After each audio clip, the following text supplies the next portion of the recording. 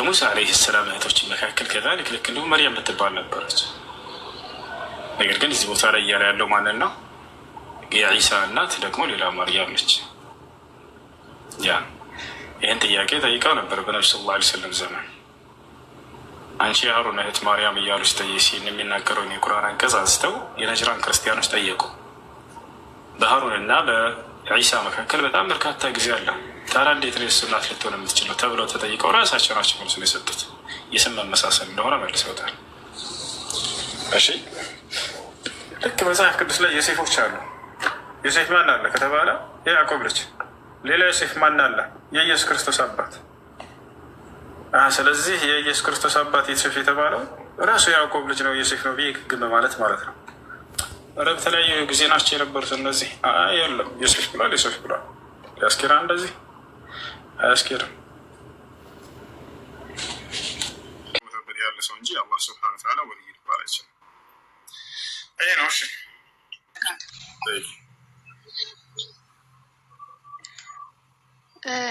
ልቀጥል ወይስ እሷ ትቀጥል? እሺ ጥያቄ ምን መሰለህ፣ ነቢያቶች ያልተላኩላቸው ትውልዶች አይቀጡም ከቅጣት የዳኑ ናቸው ይላል ነቢይ ወይም መልእክተኛ እስካልተላከላቸው ድረስ። ኦኬ ስለዚህ አሁን እኛ ከምን ውስጥ ያለ ነው? ለምሳሌ አሁን በኢየሱስ ክርስቶስ እና በነቢዩ መሐመድ ጊዜ የ600 ዓመት ልዩነት ስለነበረ የነቢዩ መሐመድ እናትና አባቶች አይቀጡም አይደለም?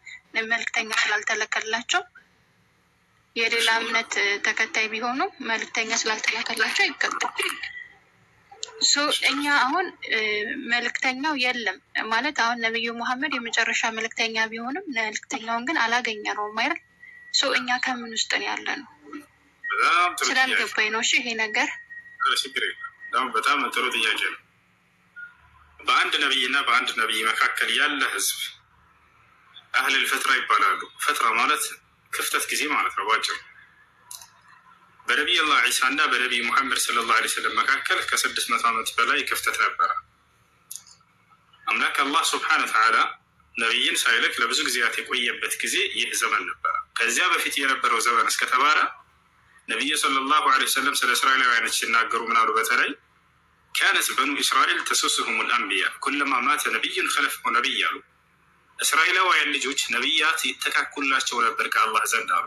አንድ ነቢይ በሞተና በተገደለ ቁጥር አላህ ሌላን ነቢይ ወዲያ ይተካላቸው ነበር አሉ። ያችሁ ወዲያ ይተካላቸው ነበር። ነቢይላህ ዒሳ ካረገ በኋላ ግን አላህ ለዘመናት ለ600 ዓመት ምናምን ያክል ነቢያትን ሳይልክ ቆይተዋል። ነቢ ስ ላ ስለም ሐዲስ ላይ ምን አሉ? አነ አውለ ናሲ ቢዒሳ ብን መርየም ፈለይሰ በይኒ ወበይነሁ ነቢይ ወፊ ሪዋየትን ኡኽራ ፈለይሰ በይኒ ወበይነሁ ረሱል አሉ። እኔ ለማርያም ልጅ ከማንም በላይ የምቀርበው እኔ ነኝ አሉ። በእኔና በእርሱ መካከል ሌላ ማንም ነቢይ የለምም አሉ ነቢ ስ ላ ሰለም። ነቢዩላህ ዒሳ እና በእርሳቸው መካከል ማንም ነቢይ እንዳልተላከ ተናግረዋል። እሺ በመካከል ያሉ ህዝቦች እጣ ፈንታቸው ምንድን ነው? ማንስ ይባላሉ? ምንስ ይባላሉ? አህለል ፈትራ ይባላሉ። አላህ በቁርአን ላይ ይጠቅሳቸዋል። ያ አህለል ኪታብ ቀድ ጃአኩም ረሱሉና ዩበይኑ ለኩም ዐላ ፈትረት ሚን ሩሱል አን ተቁሉ ማ ጃአና ሚን በሺር ወላ ነዚር እያለ ይናገራል። ስለዚህ በአንድ ነቢይና በአንድ ነቢይ መካከል ያለ ህዝብ ያለፈውን ነቢይ አስተምህሮ ያላገኘ ከሆነ ልብ በሉ፣ የሚመጣው ነቢይ ያላገኘ ከሆነ አምላክ አላህ ይህን ሰው ሊፈርድበት አይችልም። አምላክ አላህ መለኮታዊ ራእይ ደርሷቸው አንቀበልም አሻፈረን ያሉ ሰዎችን ብቻ ነው የሚፈርድባቸው። ለዚያውም ለአቅመ አዳም ደርሰው ለአቅመ ሔዋን ደርሰው ንጹሕ አእምሮ ኑሯቸው ያ መልእክት በትክክል ገብቷቸው ደርሷቸው አይ አንቀበልም እምቢ ያሉ ሰዎችን ነው የሚቀጣው። አላህ በቁርአን ላይ ሲናገር ወማ ኩና ሙዐዚቢና ሐታ ነብዐሰ ረሱላ ይላል። እኔ መልእክተኛን ሳልክ አንድንም የምቀጣ አይደለሁም ማለት ያ መልእክተኛ ደርሶ ታሻፈረኝ ያለን ሰው ብቻ ነው። ሩሱለን ሙበሽሪን ወሙንዚሪን ሊአላ የኩነ ሊናሲ ዐላ ላሂ ሑጀቱን በዕደ ሩሱል ይላል። እሺ ስለኛስ ምን ብለዋል ነቢ ሰለላሁ ዐለይሂ ወሰለም? ከእርሳቸው በኋላ እስከ ዘመኑ ፍጻሜ ድረስ ለሚመጣ አይሁድ፣ ክርስቲያን፣ ሌላውም እምነት ተከታይ መልእክቱ ስላልደረሰው አካል ልብ በይ። አንቺ መልእክቱ ደርሶሻል፣ አንቺን ያካትተው አሁን የምናገረው ሐዲስ መልእክቱ ያልደረሳቸው ሰዎች ለምሳሌ አይሁድ ነው፣ ክርስቲያን ነው፣ ግን ስለ ነቢ ሰለላሁ ዐለይሂ ወሰለም ነቢይነት ጭራሽ አልሰማም። ይሄ ሰው ስለ እስልምና ማስተምሩ ምንም አልሰማም። ገጠር ላይ ናቸው እንበል፣ መስቀልን ጠልጥለው እነዚህ ሰዎች ባሉበት የክርስትና መንገድ ላይ ይሄዳሉ። ኢስላምን አልሰሙም። ነቢ ሰለላሁ ዐለይሂ ወሰለም ነቢይነታቸውን አልሰሙም። እነዚህን አላህ ይፈርድባቸዋል ወይ? ላ አይፈርድም። አምላክ አላህ ፍትሐዊ የሆነ አምላክ ነው። በነቢይ በኩል ያወረደው መልእክት ደርሶት ገብቶት አይ አልቀበልም አሻፈረኝ ብሎ እምቢ ያለን ትዕቢተኛ እንጂ የሚቀጣው ያልደርሰውን አካል እንዴት ብሎ ነው የሚቀጣው? ለዚህ ማስረጃ አለ ወይ ከተባለ አዎ ማስረጃ አለ። ነቢያችን ሰለላሁ ዐለይሂ ወሰለም ቃል በቃል ሐዲስ ላይ ሲናገሩ ምን አሉ? ቃለ ነቢይ ሰለላሁ ዐለይሂ ወሰለም ወለዚ ነፍሱ ሙሐመድን ቢየዲህ إنه لا يسمع بي أحد من هذه الأمة يهودي أو نصراني ثم لم يؤمن بي وبالذي أرسلت به إلا كان من أصحاب النار. نفسي بأجوب هنا بأملاك بالله سم أمل اللهن يعلو كأني تولد أني كتلاقب بالزمن اسك زمنه في الزمن درس يميكي مانم أيهود وينم كريستيان يعني النبي نتسمتو يتلاقب بتني نبيات من غير إسلام سمتو يالتكبر يجهنم مسات نبي بدل الله بلو تراجعوا. ስለዚህ ምን መስፈርት አስቀመጡ? የእኔን ነብይነት ሰምቶ የተላኩበትን መልእክት ሰምቶ ያልተቀበላሉ። በዚሁ አንጻር የእርሳቸውን ነብይነት ያልሰማ የተላኩበትን መልእክት ያልሰማ ሰው የጋነው ሊሆን አይችልም። ይሄ ሰው ፍርዱ ወደ አላህ ሱብሓነሁ ወተዓላ ነው። ተፈቻላረ። ስለዚህ ይሄ ሰው ባለበት ሀገር ላይ መልእክቱ እስካልደረሰው ድረስ የሚቀጣው አይደለም። ወአለይኩም ሰላም ወራህመቱላሂ ወበረካቱ። አላህ በቁርአን ላይ ይናገራል قل أي شيء أكبر شهادة قل الله شهيد بيني وبينكم وأوحي إلي هذا القرآن لأنذركم به ومن بلغ. ይህ ቁርአን ወደ እኔ ተወረደልኝ አሉ ነብዩ ሰለላሁ ዐለይሂ ወሰለም። በእርሱ ላስፈራራችሁ ላስጠነቅቃችሁ ዘንድ ከክህደት ላበስራችሁ ዘንድ በገነት በእርሱ ላመነ ሰው በአላህ ላመነ ሰው ወመን በለግ እንዲሁም የደረሳቸው ሰዎች። ስለዚህ ሊደረሳቸው ይገባል። ስለዚህ ያልደረሳቸውን ሰዎች አስመልክተው አምላክ አላህ ሱብሓነሁ ወተዓላ እንደማይቀጣቸው ነብዩ ሰለላሁ ዐለይሂ ወሰለም ተናግረዋል። ነገር ግን ደርሶቸዋል። እናንተ ሰምታችኋል። የእርሳቸው ነብይነት ደርሷቸዋል። የእርሳቸው ይዘውት የመጡት የነብያት መንገድ ደርሷቸዋል። ትምህርታቸው አንድና አንድ ያን የአብርሃም የኢስሐቅ የያዕቁብን አምላክ እናምልክ ብቻ ነው፣ ሌላ አይደለም። አላህ በቁርአን ላይ ይናገራል። ቁል ያ አህለል ኪታብ ሙሐመድ ሆይ እናንተ አይሁድና ክርስቲያኖች ሆይ በላቸው ይላል። ተዓለው ኑ በላቸው ኢላ ከሊመቲን ሰዋኢን በይነና ወበይነኩም እኛንም እናንተንም እኩል ወደምታደርገን ወደሆነችዋ አንዲት ንግግር ብቻ ነው በላቸው። ምንድነች እሷ? አላ ነዕቡደ ኢለላህ አንዱን አምላክ በብቸኝነት እናምልክ በላቸው። አንድም ሶስትም አይደለም አምላክ፣ ያ አንዱ ብቻ ነው፣ በእርሱ ላይ ያናጋራበት እርሱን ብቻ እናምልክ በላቸው። ወላ ንሽሪከ ቢሂ ሸይአን በእርሱ ላይ ቅንጣትን አናጋራ በላቸው። ወላ የተኪዘ ባዕዱና ባዕድን አርባበን ሚን ዱኒላህ ከፊል ከፊላችን ከእርሱ ከዚያ ከአንዱ ጌታዎች ሌላ ጌቶችን አንያዝ በላቸው ይላል። ስለዚህ ይህ ነው የነብዩ ሰለላሁ ዐለይሂ ወሰለም ጥሪ። ይህ ጥሪ ደርሷቸዋል። ነገ የትንሣኤ ቀን ወላሂ ይህን ቃል ታስታውስታላችሁ። ነገ የትንሣኤ ቀን ከአምላክ ፊት ቆማችሁ ያስተባብላችሁ ሁሉ ይህ መልእክት ደርሷችሁ ምን እንደምትሉ በቁርአን ላይ አላህ አስቀምጦታል። የሚገርማችሁ እርሱ የወደፊትን ሁሉ አዋቂ ነውና ወደፊት ገሃነም ሰዎች ገብተው ምን እንደሚናገሩ ቀድሞ ያውቃል። ምን እንደሚሉ በቁርአን ላይ አስቀምጦታል። ነገ ሸምጥጣ ይክዳሉ እነዚህ ሰዎች እያለ ይናገራል። የሚገርማችሁ ቃል ማ ጃአና ሚን በሽር ወላ ነዚር መልእክተኛ ልኬላችኋል ነበር ይላቸዋል። ኧረ በፍጹም ነቢይ አልመጣልንም ብለው ከአምላክ ፊት ቆመው የሚክዱበት ቀን ይመጣል። ኖህ መጀመሪያ የሚጠየቀው እርሱ ነው አሉ ነብዩ ሰለላሁ ዐለይሂ ወሰለም። የትንሣኤ ቀን አላህ ትውልድን ሁሉ ካስነሳ በኋላ ኖህን ይጠይቀዋል። ኖህ ወይ ልኬህ ነበር ወደ ህዝቦች ይለዋል። በህዝቦቹ ፊት ሁሉም ነቢይ ይቀሰቀሳል፣ ትውልድ ሁሉ ይቀሰቀሳሉ፣ ከፊቱ ይቆማሉ። አምላክ አላህ ሱብሓነሁ ወተዓላ ለፍርዱ ይመጣል። ኖህ ወይ ልኬህ ነበር ለህዝቦችህ መልእክተኛ አድርጌ እኔም በብቸኝነት እንዲያመልኩ አስተምር ብዬህ ነበረ፣ በእኔ ላይ ባዕድ አምልኮዎችን እንዳታጋሩ ብዬ አስተምር ብዬህ ነበር፣ አድርሰሃል ይለዋል። ፈለነስአለነ አለዚነ ኡርሲለ ኢለይሂም ወለነስአለነ አልሙርሰሊን አምላካችን አላህ ገና ነቢያቶችን የፍርድ ቀን አስነስሼ ጠይቃቸዋለሁኝ፣ የተላኩላቸውንም ህዝቦች ገና ጠይቃቸዋለሁኝ ያለው ትርጉሙ ይሄ ነው። ነብዩ ሰለላሁ ዐለይሂ ወሰለም ሐዲስ ላይ ራሳቸው ሲተረጉሙ ምን አሉ? የትንሣኤ ቀን ኖህን ያስነሳውና ልኬህ ነበር ይለዋል። አድርሰሃል ወይ ሲለው ህዝቦቹ ከፊቱ አሉ። አዎ ጌታ አድርሻለሁኝ ያልከኝን ሁሉ ይላል። ህዝቦቹን አላህ ይጠይቃቸዋል። አድርሷችኋል? እኔም በብቸኝነት እንድታመልኩ ሰብኳቸው ነበር ይባላሉ። ላ ማ ጃአና ሚን በሽር ወላ አረ በፍጹም አልመጣልንም ይላሉ። ሙሐመዱን ወኡመቱሁ ይላል ኑህ ዐለይሂ ሰላም። የነቢያት ሁሉ ምስክሮች ነን እኛ። ዛሬ በምድር ላይ ለነቢያት ሁሉ እንደምንመሰክር ሙሐመድና ትውልዶች ናቸው የኔ ምስክሮች ብሎ ኑህ ይናገራል የዛኔ። ከዚያ በኋላ እንጠራለን አሉ ነብዩ ሰለላሁ ዐለይሂ ወሰለም። እኛም ለነቢያት ሁሉ ከጎናቸው ቁመን የትንሣኤ ቀን እኔና እናንተ ትውልዶችን እንመሰክራለን አሉ።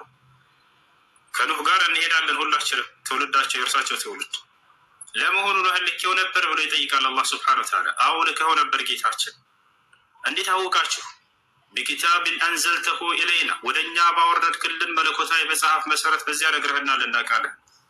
من سلتناقركم بزيلا ولقد أرسلنا نوحا إلى قومه فقال يا قوم اعبدوا الله ما لكم من إله غيره أفلا تتقوا برقتم نوحن وده هزبوچو لكيو نبر ألم لكشن الله بقرآن له لهزبوچو من دي هالاتشو هزبوچو هوي اللهن ببچينت تگزو كأرسو بستقر للا ما من مملك إلاچو من نابله نقرهن كذلك مسكر بارچوان فيؤخذون إلى النار ودقعنا من ملاكوش وسيوصلچوان لزين سوچ ከዛ ወደ ገሃነም ሲወስዷቸው መላእክቶች ደግሞ ይጠይቋቸዋል። እዛው የገሃነም ጠባቂዎች ራሳቸው መላእክቶች አሉ።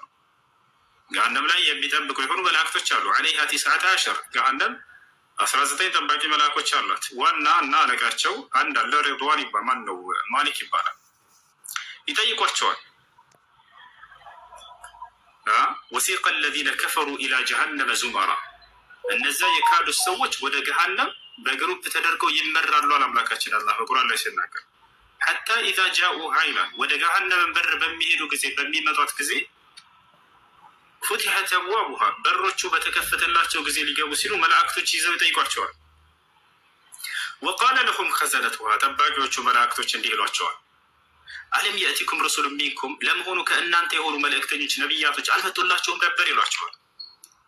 يتلون عليكم آيات ربكم የጌታቸውን ቃል የሚያነቡላችሁ وينذرونكم لقاء يومكم هذا ይሄንን ቀን እንደምትገናኙ ከሞት በኋላ የፍርዱ ቀን ትቆማላችሁ ተው ጌታችሁን አንዱን በብቸኝነት ተገዙ ከእርሱ ውጭ ሌላ አታምልኩ እያሉ ያስተማሯችሁ ነቢይ ያልተላከላቸው ነበር ወይ ይላቸዋል። ታዲያ ምን ይላሉ? አሁን ያምናሉ። ቃሉ በላ በእውነትም መጥቶልን ነበር ولكن حقت كلمة العذاب على الكافرين قالوا بلا قد جاء أنا نذير فكذبنا ይላሉ። በሌላ ቦታ ላይ በእርግጥም ነብይ መጥቶልን ነበር ግን እኛ አስተባበልናቸው ካድናቸው ይላሉ። አይሶም ከዛ በኋላ ሁሉም ነብያት በዚህ አሁን በነገርኩሽ መሰረት ይጠይቃሉ ብለው ነብዩ ሰለላሁ ዐለይሂ ወሰለም ተናገሩ። ኢብራሂም ይመጣል ከህዝቦቹ ፊት ልክ ይሄ ነበር አድርሰሃል ወይ ይባላል። አሁንም እነዚያ ሰዎች ይክዱታል። ሁሉም ይመሰክራሉ። እየመጡ ነብዩ ሰለላሁ ዐለይሂ ወሰለም ይመሰክሩላቸዋል። የሚገርማቸው ግን የዒሳ የተለየ ነው ጥያቄው ከሁሉም ነብያት። ዒሳ ዐለይሂ ሰላም ደግሞ ጥያቄው ይለያል። ምክንያቱም ከነቢያት ሁሉ ብቸኛ የተመለከው እርሱ ነውና ህዝቦች ያመለኩት። ስለዚህ ዒሳ የሚጠየቀው አድርሰሃል ምናምን ለእሱ ሳይሆን አምልኩኝ ብላቸዋል ወይ እነዚህ ህዝቦች ሲያመልኩ ቆይተዋል ተብሎ ነው እሱ የሚጠየቀው። አላህ በሱረቱል ማኢዳ መጨረሻው ገጽ ላይ ይገልጽልናል እሱ ምን ብሎ እንደሚጠይቀው። ዒሳ ይጠራል። በምድር ላይ እርሱን እንደ አምላክ አድርገው ሲያመልኩት የነበሩ ህዝቦች ሁሉ ይጠራሉ።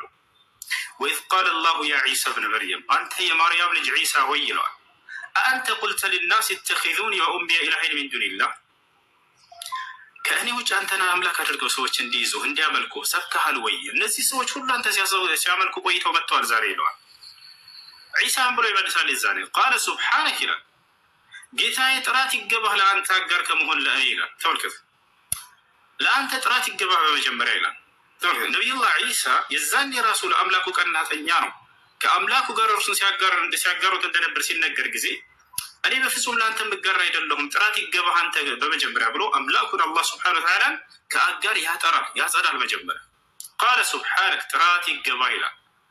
ማ የኩኑ ሊ አን አቁለ ማ ለይሰ ሊ ቢሐቅ ይላል። ቀጥሎ ለእኔ የማይገባኝን ነገር ለሞገት አይቻለኝም ይላል። ምንድነው እርሱ የማይገባው? አምልኮት። ለእኔ የማይገባኝን ነገር ለሞገት አይቻለኝም እኔ ላልኳቸውም ይላል። ማ የኩኑ ሊ አን አቁለ ማ ለይሰ ሊ ቢሐቅ ኢን ኩንቱ ቁልቱሁ ፈቀድ ዐሊምተሁ ይላል። ብየውም ከሆነ በእርግጥ ታውቀዋለህ፣ ታውቀዋል። ተዕለሙ ማ ፊ ነፍሲ ወላ አዕለሙ ማ ፊ ነፍሲክ በእኔ ውስጥ ያለውን ሁሉ ታውቃለህ፣ እኔ ግን በአንተ ውስጥ ያለውን ሁሉ ላውቅ አይቻለኝም በፍጹም ይላል። ኢነከ አንተ ዐላሙል ጉዩብ አንተ የሩቅንና ድብቅ ነገራቶችን ሁሉ አዋቂ የሆንክ አምላክ ነህና ይላል። ከዚያ ወደ ህዝቦቹ ይዞራል። ዒሳ ምን ይላል? ማ ቁልቱ ለሁም ኢላ ማ አመርተኒ ቢሂ አን ዕቡዱላህ ረቢ ወረበኩም እኔ እነዚህን ህዝቦችን አንተ ያዘዝከኝን ቃል እንጂ አላዘዝኳቸውም። ያዘዝኳቸውም ጌታዬንና ጌታቸውን አንዱን አምላክ አላህን በብቸኝነት አምልኩ ብቻ ነው ያልኳቸው ይላል።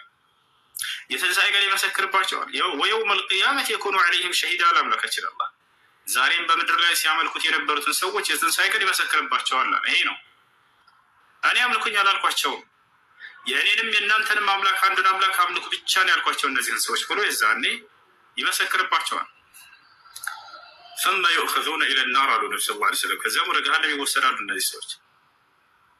መሲሁን ሳይሆን የመሲሁን አምላክ አምልኮ ያ ጀማዓ ይሄ ነው እስልምና ጥሪው። ነብዩ ሰለላሁ ዐለይሂ ወሰለም አላህ ከመሲሁ በኋላ የላካቸውም በነቢያት ትምህርት ያን ታላቅ ነቢይ እንደ አምላክ አድርገው ሰዎች ሲያስመልኩ ስለነበር ነው የክርስትና አስተማሪዎች አምላክ አላህ ዳግም ነቢይ ማስነሳት ግድ ሆነበት።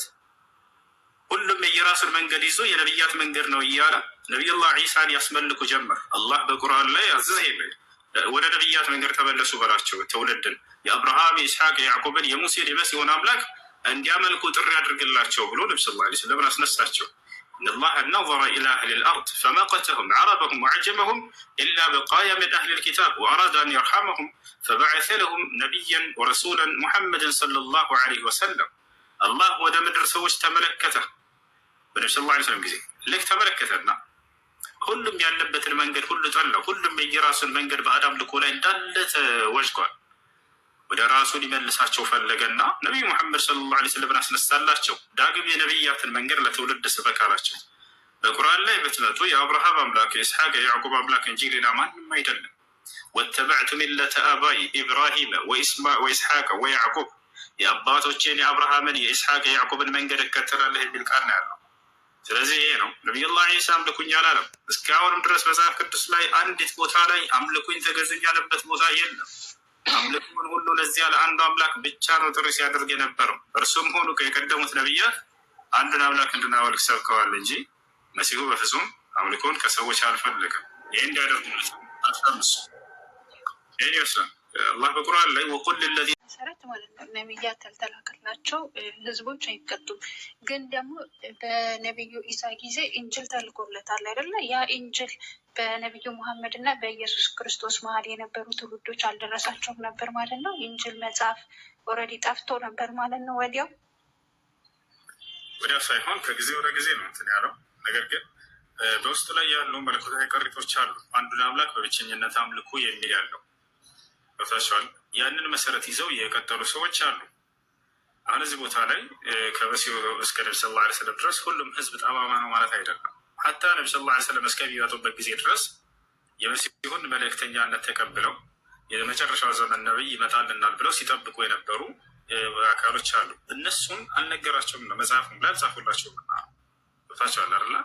የእምነቱ ደጋፊዎች የሆኑ አካሎችን ብቻ ነው መጽሐፋቸው ላይ ያስቀመጡላቸው እንጂ እስከ ነቢ ሰለላሁ ዐለይሂ ወሰለም ድረስ በቀጥተኛው መንገድ ላይ የሙሳንና የዒሳን መንገድ ተከትለው የመጨረሻው ዘመን ነቢይ ይመጣልናል ብለው ሲጠብቁ የነበሩ አካሎች ነበሩ። አላህ ይህም በቁርአን ላይ ሲነግረን ለይሱ ሰዋ ሚን አህሊል ኪታቢ ኡመቱን ቃኢመቱን የትሉነ አያቲላሂ አና አለይል ወሁም የስጁዱን ይላል። ከመጽሐፉ ባለቤቶች በእኔ ትእዛዝ ላይ ቀጥ ያሉ ነበሩ እያለ ይናገራል። ቃኢመቱን የትሉነ አያቲላህ አና አለይል ወሁም የስጁዱን ዩእሚኑነ ቢላሂ ወልየውሚል አኺር አለ። በእኔ በአምላካችሁ በአላህ ያምናሉ በመጨረሻውን ቀን ያምናሉ እያለ ተናገረ።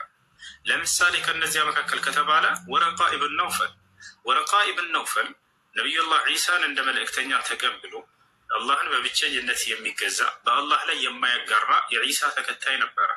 ልክ እርሳቸው መምጣታቸውን ነቢ ሰለላሁ ዐለይሂ ወሰለም ባየ ጊዜ በእርሳቸውም አመነ። በነቢያት ላይ ሲወረድ የነበረው ቃል በእርሳቸው ላይ እንደሚወረድ ይሄን ነገር መሰከረ። እኔ ከአንተ ጋር ወጣት ሁኜ ብኖርም አንተን ከጎን ሁኜ ረዳህ ነበር ብሎ ነገራቸው። ሁላ ያቸው ከዒሳ ተከታዮች አንደኛ እሱ ነበር። ሌላ ማን ከተባለ ልክ እንዲሁ ሰልማኑል ፋሪሲ የፋርስ የኢራን ሰው ነው። የዒሳን መንገድ ከሚከተሉ ነበረ። ከቀሳውስቶች ከአንዱ ወደ አንዱ እየተሸጋገረ የመጨረሻው ዘመን ነቢይ ይመጣል፣ የሚመጣበትን ቦታ ብለው በትንቢት ደረጃ በመሰረቱ ነገሩት። ከዚያ በኋላ አመነ እርሱ ከእርሳቸውን ባገኘ ጊዜ። ልክ እንዲሁም በነቢዩ ሰለላሁ ዐለይሂ ወሰለም ዘመን የመጨረሻው ዘመን ነቢይ ይመጣል ብለው ከሚጠባበቁ መካከል በሮማ ላይ የሚገኘው ታላቁ ጳጳስ እሱን አልጀዋብ ሷሒህ ሊመን በደለ ዲን አልመሲሕ የሚለው ሸይኹል ኢስላም ኢብኑ ተይሚያ መጽሐፍ ላይ ታሪኩ ተቀምጧል። ከዚህ በፊት ስነግራችሁ ሳሳያችሁ ሁላ ነበር። ሮማ የዛኔ በክርስቲያኖች እጅ ነበረች። በጣም ሰፊ ግዛት ነበራቸው። ወደዚያ ላይ በሄደ ጊዜ የዚያ ጳጳስ እውነቱ ሲመጣለት ጊዜ ይሄ ቃል የተገባልን መሲሁ ቃል የገባልን ራሱ ይመጣል ያለው ከኔ በኋላ ይመጣል ያለው መልእክተኛ ሙሐመድ ራሱ ነው ብሎ የመሰክርበት ማስረጃ ሁላ ለዚያ ቀን። ልክ እንዲሁ አስሓቡል ካህፍ እነሱም ከሱ ተከታዮች እንደሆኑ ተገልጿል። የዋሻው ባለቤቶች የዒሳ ዓለይሂ ሰላም ተከታዮች ነበሩ ተብሏል። ልክ እንዲሁ ከሙሳ ተከታዮችም አብዱላህ ብኑ ሰላም እነ ከዕቡል አሕባር እነዚህ ሁሉ ነቢ ሰለላሁ ዐለይሂ ወሰለም ነቢይነታቸውን አምነው የተቀበሉ ናቸው። እስከዚያ ዘመን ድረስ በትክክለኛው በአንዱን አምላክ በብቸኝነት በማምለክ ነቢያቶችን እንደ ነቢይ የተቀበሉ አካሎች ነበሩ። ልክ እንዲሁ የኢትዮጵያው ንጉስ ነጃሺ የኢትዮጵያው ንጉስ ነጃሺ ልክ እንዲሁ ከነዚያ ነበረ። መሲሒ ነበር። መሲሒ ሲባል የዒሳ ዓለይሂ ሰላም ተከታይ ለማለት ነው። እንግሊዝኛው ላይ ምናምን ተርጉሞ ሲያሳያቸው እዛ ሐዲስ ላይ ምናልባት ክርስቲያን ብሎ ሊያስቀምጫ ይችላል። መሲሒ የሚለውን ክርስቲያን ወደሚለው ነው የሚያስቀም ነው። መሲሒ ስል ጊዜ አትባዕ ልመሲህ የዒሳ ዓለይሂ ሰላም ተከታዮች ለማለት ነው። አሁን ነስራኒ የሚለው በአጠቃላይ የኢትዮጵያ ንጉስ ከእነዚያ ነበረ። ልክ ነቢ ሰለላሁ ዐለይሂ ወሰለም ቃል ወርዶላቸዋል ወይ ብሎ ሲጠይቅ ታሪኩ ረጅም ነው። ከዚህ በፊት ሰምታችሁ ሊሆን ይችላል። አዎ ወርዶለታል ተብሎ ሲነገር ጊዜ ያንን ይህ ለነቢያት ሲነገር ከነበረ ቃል መካከል እንጂ ሌላ ከየትም አይደለም ብሎ መስክሯል፣ አምኗል። የኢትዮጵያ ንጉስና የኢትዮጵያ ቀሳውስቶች የነቢዩ ሰለላሁ ዐለይሂ ወሰለምን ቃል ከአምላክ ዘንድ የመጣ ቃል እንደሆነ አምነው መስክረው ሰልመዋል። ማስረጃ ከፈለጋችሁ ታሳያቸዋለሁ። በቁርአን ላይ ሁሉ አላህ ታሪካቸውን ታርቆታል። የኢትዮጵያውያኖች፣ የሀበሻውያኖች ቀሳውስቶች አላህ ቃል በቃል ቀሳውስትና መነኩሴ እያለ እየጠራቸው ቁርአን ላይ አለ። ቀሳውስትና መነኩሴዎች አምነዋል እያልኩኝ ነው። የኢትዮጵያ ቀሳውስቶች በተለይ አላህ በቁርአን ላይ ሲናገር ምን ይላል? የእነሱን ታሪክ ለተጅደና አሸደ ናሲ ዐዳወተን ሊለዚነ አመኑ ልየሁድ ወለዚነ አሽረኩ ወለተጅደና አቅረበሁም መወደተን ሊለዚነ አመኑ ለዚነ ቃሉ ኢና ነሳራ ዛሊከ ቢአነ ሚንሁም ቅሲሲነ ወሩህባነ ቀሳውስት መነኩሴዎች እያለ ቃል በቃል ጠራቸው። ወአነሁም ላ የስተክቢሩን እነርሱ እውነትን ከመቀበል ኢላ ረሱል አላቸው። እነዚህን ቀሳውስቶች ወደ መልእክተኛ ሙሐመድ የተወረደውን ቃል ቁርአንን በሰሙም ጊዜ ተራ አዕዩነሁም ተፊዱ ሚነ ደምዒ ሚማ ዐረፉ ሚነል ሐቅ ካወቁት እውነት የተነሳ አይናቸው እንባን ስታነባ ታያላችሁም አለ። ነጃሽና ቀሳውስቶቹ መነኩሴዎቹ ቃሉ ሲነበብላቸው ጊዜ ወዲያው ነው ያለቀሱት። ወዲያው አለቀሱ። የቁሉነ ረበና ወዲያው ምን አሉ? ጌታችን ሆይ እነሆ አምነናል አሉ። ፈክቱብና መዐ ሻሂዲን እኛንም ከመስካሪዎቹ ጻፈን አሉ። ወማ ለና ላ ኑእሚኑ ቢላሂ ወማ ጃአና ሚነል ሐቅ እኛ ማን ስለሆነ ነው በአላህ የማናምነው የመጣልንንም እውነት የማንቀበለው ማን ስለሆነ ነው እኛ አሉም ይላል። ለእውነት ወዲያው አጎበደዱ፣ ወዲያው ታዘዙ። ወነጥመዑ አን ዩድኺለና ረቡና መዐል ቀውሚ ሳሊሒን አሉ። አላህ እኛንም ከደጋጎቹ እንዳካትተን እንከጅላለን አሉ። ማለት ይህኑ ጀግና ብሎ ማለት ትክክለኛ ጀግና ሰው ምን ነው ታውቃላችሁ? እውነት ሲመጣለት የማይኮራ ሰው።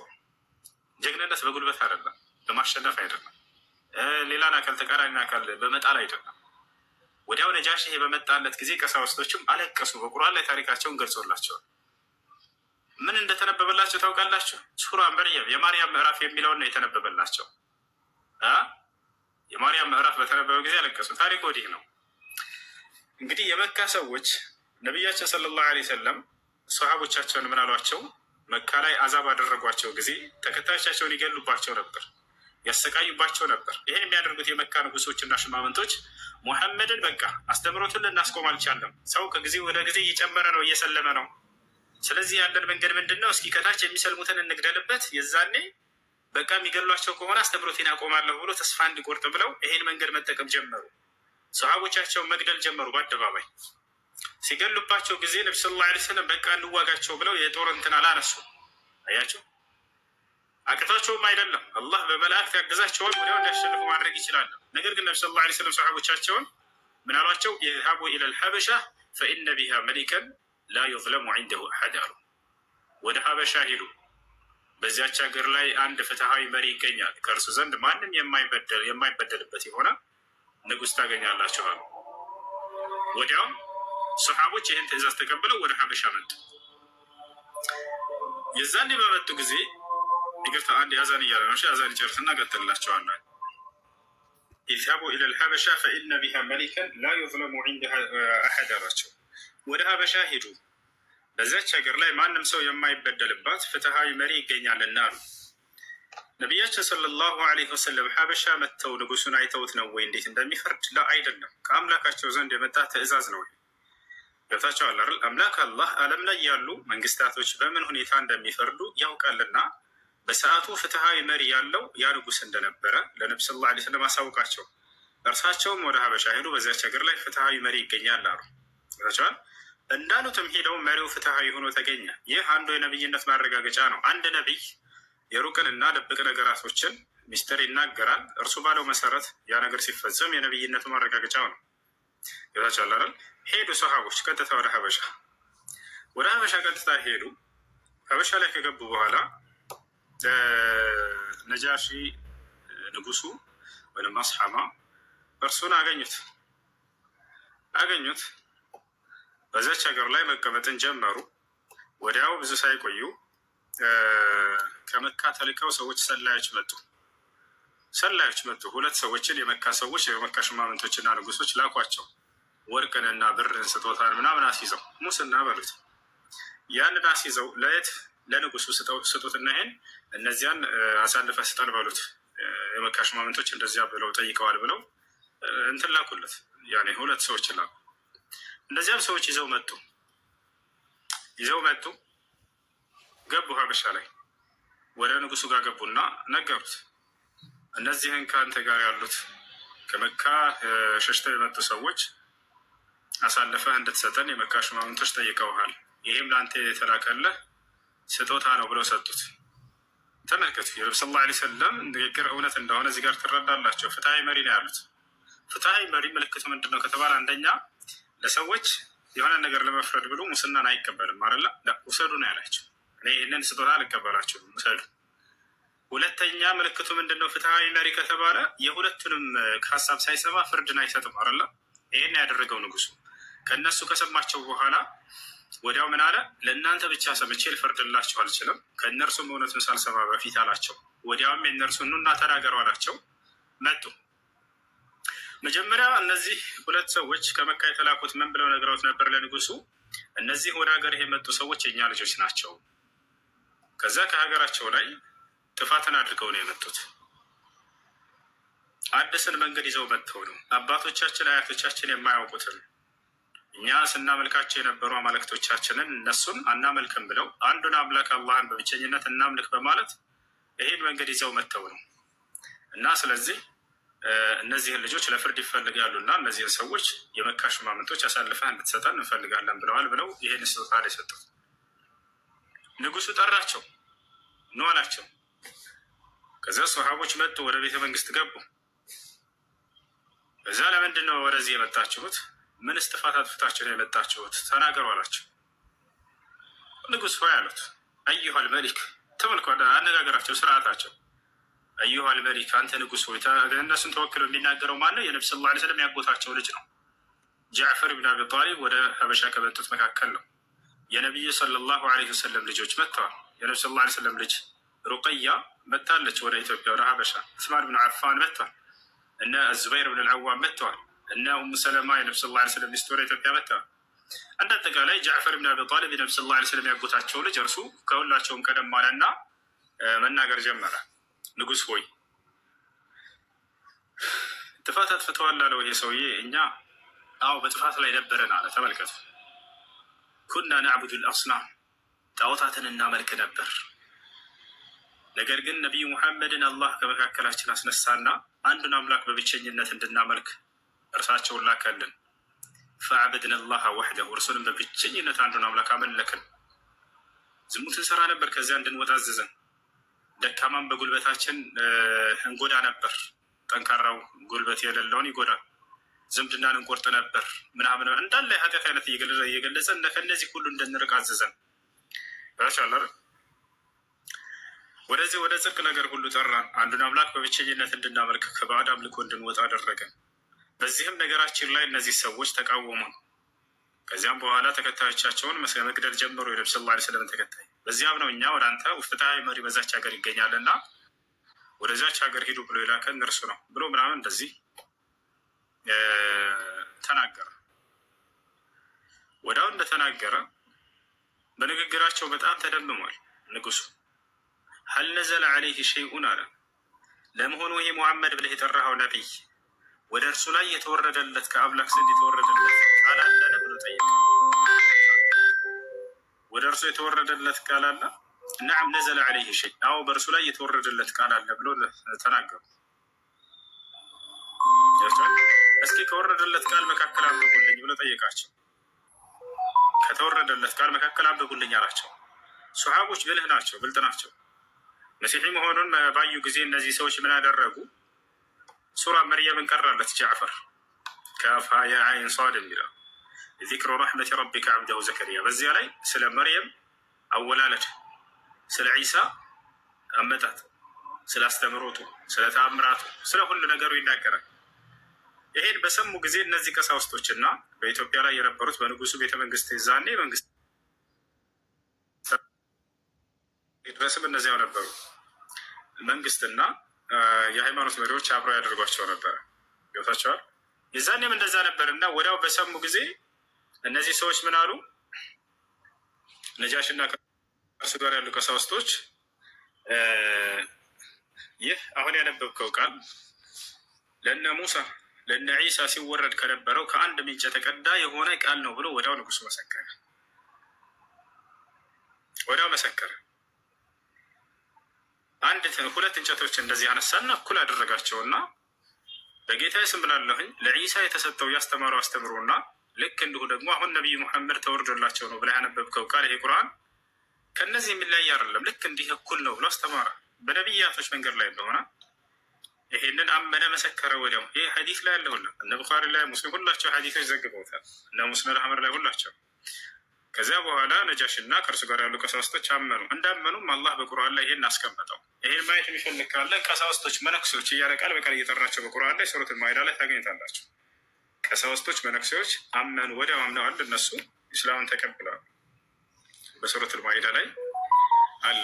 ወደ መስጂድ ልሄድ ነው አቡከር አለ። ምናልባት ከዚህ አንቀጽ አንስተህ ጀምረህ አሳያቸው። ሱረቱል ማኢዳ ላይ ለተጅደና አሸደ ናሲ አዕዳወተ ሊለዚነ አመኑ የሚለውን ቀሳውስቶች፣ መነኩሴዎች እያለ ክርስቲያን ብሎ እየጠራቸው ከዚያም ወዳው ወኢዛ ሰሚዑ ማ ኡንዚለ ኢለ ረሱል ወደ መልእክተኛው ሙሐመድ ያወረድኩትን ቃል በሰሙም ጊዜ እንዳለቀሱ እያለ ጃዕፈር ልክ ሲያነብላቸው ጊዜ አልቅሰው እንደነበረ የኢትዮጵያ ቀሳውስቶች፣ መነኩሴዎች እዚያ ላይ ያስቀምጡታል።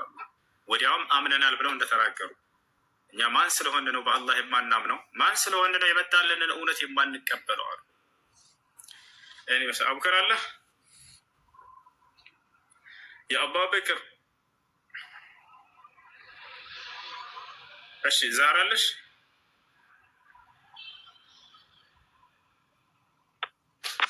አለሁኝ። ሁሴን ሰላም አለይኩም ወራህመቱላህ አለሽ ሊባለ እዚህ ጀምራችሁ መክሊትን ቀጥሎ ላስሸኔ ወደ መስጂድ ልሄድ ነው። ሱረቱል ማኢዳ ላይ ያለውን አውጡና አሳያቸው። ቀሳውስቶች፣ መነኩሴዎች ክርስቲያን ብሎ እየጠራቸው ወዲያው አምነው ሰልመው እንደነበረ በአላህ እንዳመኑ ሴረኞች ሁሉ በላይ ነኝና ብሎ ተናገረ። ታቸዋል።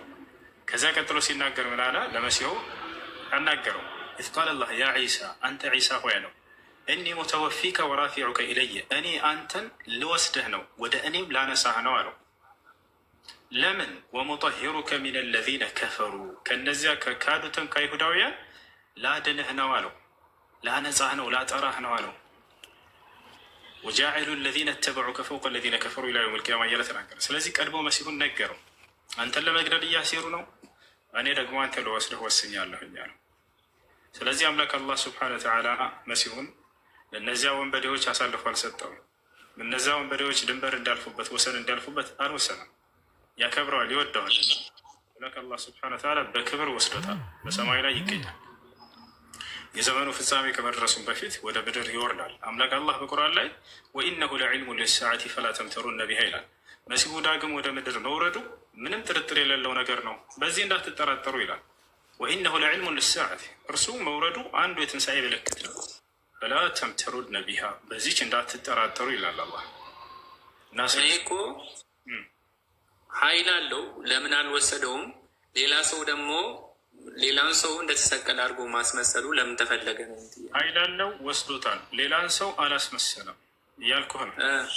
አላህ ስብሐነ ወተዓላ አስመሰለባቸው ብለው ያነበብከው ቃል የለም እንደሱ የሚል አላህ አስመሰለባቸው አይልም ቃሉ ላይ። ምንድን ነው የሚለው ታዲያ? ተመሰለባቸው። ልክ አንተ መንገድ ላይ የሄድክ የሆነ ሰው መስሎህ ሰውን አጋጥሞ አያውቅም መስሎህ ያዝከው ያን ሰው እንዴት ነህ ደህና ነህ ጓደኛ ነህ ብለው ኧረ እኔ ሌላ ሰው ነኝ ያለ እነዚህ ሰዎችም እርሱ ተመሰለባቸውና እየያዙት ገደሉት፣ ሰቀሉት፣ መሲሁን ገደልን አሉ። እና ልዩነት አለው ወይ? ያው ተመስሎባቸው ነው እነሱ እንጂ አስመሰለባቸው የሚል ቃል በፍጹም የለም። ሲያዩት እሱ እንደሆነ መስሏቸውን የሰቀሉት።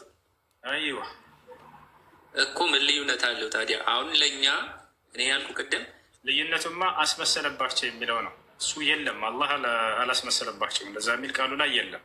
ወላኪን ሸበህቱ ዐለይህም ነበር እንደዛ ቢሆን ኖሮ የሚሆነው አስመሰልኩባቸው አላለም፣ ተመሰለባቸው። ለእነርሱ ነው የተመሰለባቸው እነዚህ ሰዎች።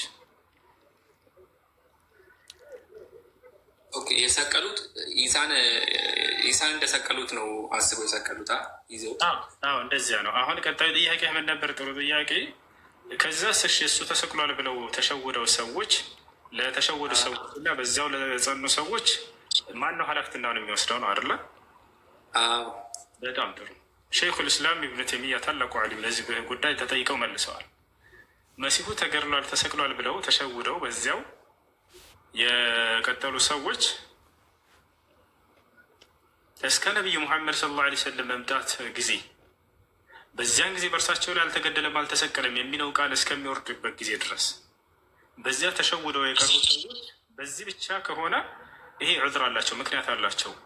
አልነበሩም እና በዚያ ቦታ ላይ የተሰቀለ መሰላቸው አመኑ እነዚህ ሰዎች ገብተዋል አይደለ? ነገር ግን እነዚያ ሰዎች አምላክ ነው ብለው አምነው ከሆነ የአምላክ ልጅ ነው ብለው አምነው ከሆነ ይሄ ምንም ምክንያት የላቸውም። መሰቀሉ ግን አለመሰቀሉን በቦታው ካልነበሩ እነዚያ ሰዎች ተሸውደው ከሆነ በዚህ ጉዳይ ላይ በቦታው ባለመገኘታቸው ምክንያት ባለማየታቸው ምክንያት ተጭበርብረው ከሆነ ገብታቸዋል።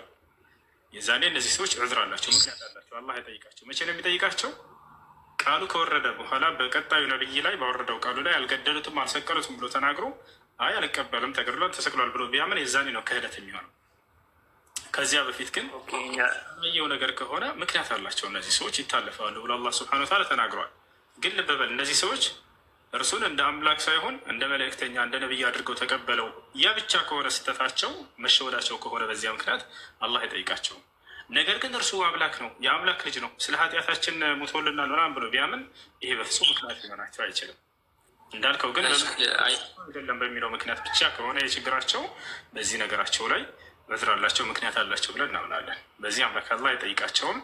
ቀጣዩን ነብይ ልኮ አለመገደሉንና አለመሰቀሉን እስክናገርበት ጊዜ ድረስ ከተናገረ በኋላ ግን በዛው እንቀጥላለን ቢሉስ አይ አንቀበልም ቢሉ ይሄ ክህደት ይሆናል። ይሳል በምን ምክንያት ነው ሊገሉት የፈለጉት አይሁዶች? በጣም ጥሩ።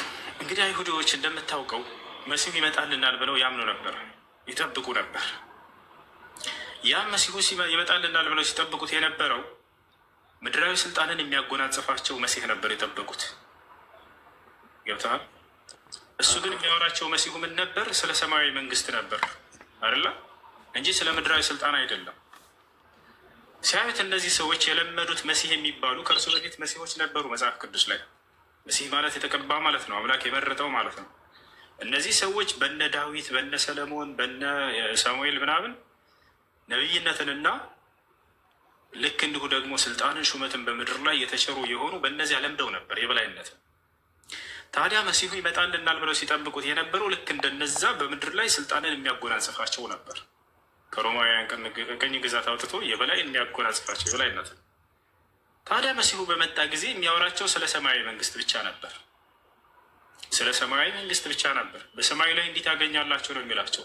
ስለ ምድራዊ ህይወት ስለ ምድራዊ መንግስት አያወራቸው ነበር። ዋሌኩም ሰላም። ከዚያ በኋላ እርሱን በቃ መቃወም ጀመሩ። አንደኛ አንተ የምታመጣቸው ተአምራቶች ድግምት ናቸው አሉት። አንቀበልም፣ እነዚህ ተአምራቶች አይደሉም ብለው ካዱት። ሁለተኛ ሐሰተኛ ነህ አንተ አሉት። ሐሰተኛ ነብይ ነህ እንጂ በፍጹም አንተ እውነተኛ ከአምላክ ዘንድ ቃል የተገባህልን መሲሁ አይደለም ብለው ካዱት። መሲህነቱን ክርስቶስነትን ካዱ በዘመኑ የነበሩ ሰዎች። አምላክ አላህ ደግሞ መሲህ ነው እያለ ቃል በቃል በቁርአን ላይ መሰከረለት። ሌላው እርሱን ልክ እንዲሁ በዝሙት የተገኘ ልጅ ነው ብለው ያምናሉ እነዚህ ሰዎች። በፍጹም ተአምራዊ በሆነ መንገድ በድንግልና ነው የተወለደው የሚለውን አልተቀበሉ። እንደ አጠቃላይ ይህ ለእኛ ቃል የተገባልን መሲህ አይደለም፣ በዚያ ስም የሚያጭበረብር መሲህ ነው ብለው እርሱን ለመግደልና ለመስቀል አስሄዱበት። አምላክ አላህ ሱብሓነሁ ነው እንደዚህ ተብሎ የተጻፈው። አላህ በቁርአን ላይ ይናገራል። ፊ ሱረቲል ማኢዳ ላይ ወኢዝ ከፈፍቱ በኒ እስራኤል ዐንከ ይላል። ከእስራኤላውያን ልጆች አንተን በተከላከልኩልህ ጊዜ ይለዋል። ኢዝ ጅእተሁም ቢልበይናት ግልጽ የሆኑ ተአምራቶችን ይዘህላቸው በመጣህም ጊዜ ፈቃለ አለዚነ ከፈሩ ሚንሁም ኢን ሃዛ ኢላ ሲሕሩን ሙቢን ከእነርሱ የካዱት ሰዎች ይህ ግልጽ ድግምት እንጂ በፍጹም ከአምላክ ዘንድ የተሰጠው ተአምር አይደለም ብለው አስተባበሉ ማለት። ከዚያም በኋላ እርሱን ለመግደል አሴሩ። ወመከሩ ወመከረ አላህ ይላል። በእርሱም ላይ ተንኮል እናሴራል። ሲጀመር መሲህ ማለት ትርጉሙ ምንድን ነው? ቁርአን ላይ ተጽፏል። መሲህ የሚለው ቃል አምላክ አላህ ስብሐነ ወተዓላ መሲህ እንደሆነ በርካታ ቦታ ላይ ነግሮናል። ትርጉሙ ምንድን ነው ታዲያ? መሲህ ማለት መሲህ ማለት የተቀባ የተመረጠ እንደማለት ነው። ከአምላክ ዘንድ የተመረጠ ማለት ነው። ይህሉ ጋር ነው እንደዚህ ተብሎ መጽሐፍ ላይ ያለው መሲህ ማለት የእግዚአብሔር ልጅ ክርስቶስ ተብሎ ነው የተተረጎመው። በዛ የሚል ትርጉም የለም። መጽሐፍ ቅዱስም ላይ መሲህ ማለት የእግዚአብሔር ልጅ ማለት ነው የሚል የለም። እንደዛ አይደለም።